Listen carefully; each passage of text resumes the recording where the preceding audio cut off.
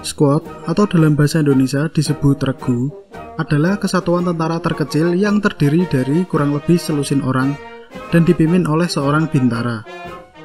Di video ini saya akan menjelaskan bagaimana struktur regu senapan Angkatan Darat Amerika pada tahun 1942, serta cara mereka bertempur dalam sebuah serangan. Perlu diingat bahwa video ini merujuk pada manual lapangan infanteri Amerika Serikat yang bisa saja tidak dapat diimplementasikan secara harfiah karena kondisi lapangan yang tidak menentu. Satu regu senapan Amerika terdiri dari 12 orang.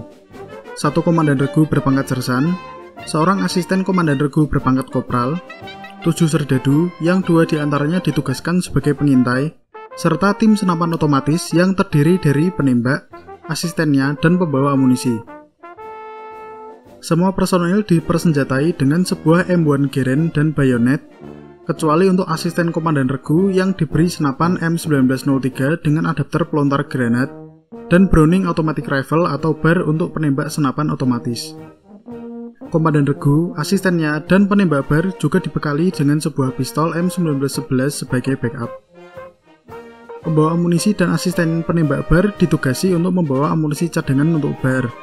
Sementara granat tangan M2 didistribusikan sesuai kebutuhan sebelum regu memasuki wilayah tempur. Setelah diperintahkan oleh komandan peleton untuk berbaris menuju objektif, komandan regu dapat menggunakan beberapa jenis formasi sesuai dengan situasi dan medan.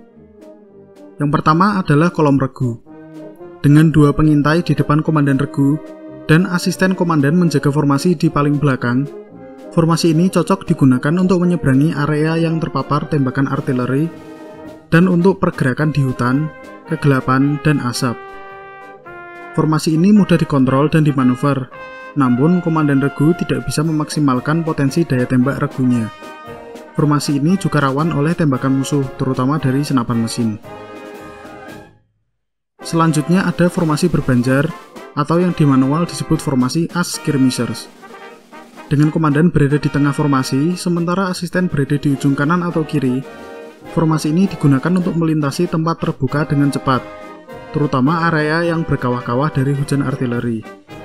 Susunan ini lebih aman dari tembakan dari depan, dan komandan regu dapat memaksimalkan daya tembak, namun dia akan mengalami kesulitan dalam mengontrol regunya dibandingkan dengan formasi kolom. Dalam penyerangan, komandan regu bertanggung jawab untuk mengarahkan tembakan regunya ke target dan menjaga disiplin tembakan.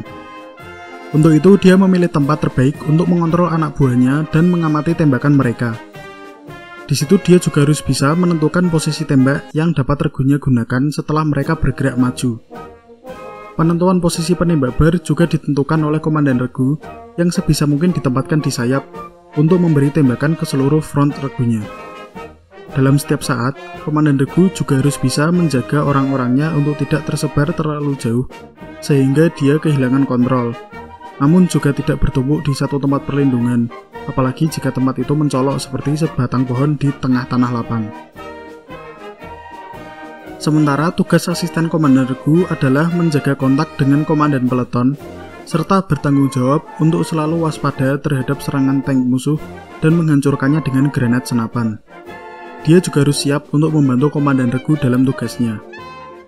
Kecuali untuk perintah lain oleh komandan peleton, komandan regu membolehkan regunya untuk menembak hanya ketika dibutuhkan untuk membuka jalan atau melindungi pergerakan, seperti ketika regu menghadapi perlawanan dari musuh. Agar pergerakan dapat dilanjutkan, regu harus meraih superioritas tembakan. Hal ini didapat dengan memaksa musuh untuk berlindung atau menggunakan senjata organik, atau dengan tembakan bantuan dari regu lain atau artileri.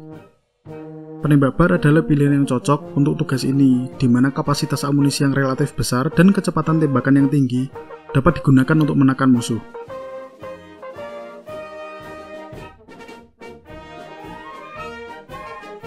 Ketika superioritas telah didapat, regu akan mendekati pertahanan musuh sambil tetap menempel sedekat mungkin kepada tembakan bantuan.